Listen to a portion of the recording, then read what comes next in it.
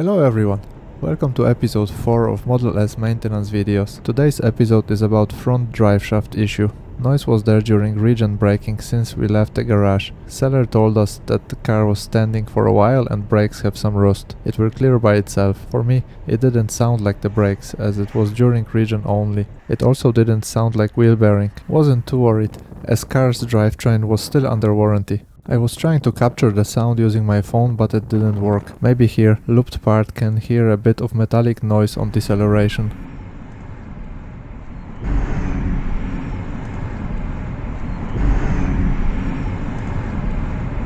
Quickly headed to Chris. Good to have a specialist in the family. He pinpointed the issue after a few minutes. Front half shaft support bearing had a lot of play, visible on the picture, right front side of the car, between drive unit and actual half shaft. After having a good look at the underbody, he said everything else like brakes, suspension and wheel bearings looks very good.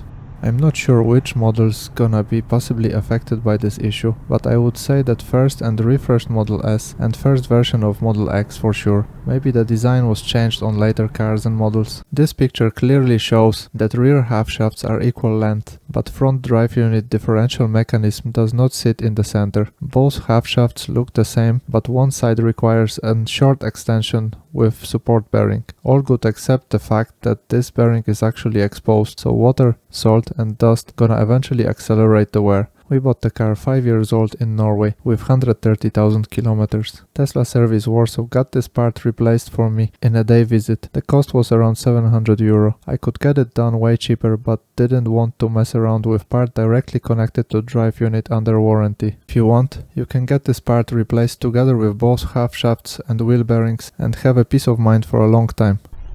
Now, 40,000 kilometers later and the car is still good.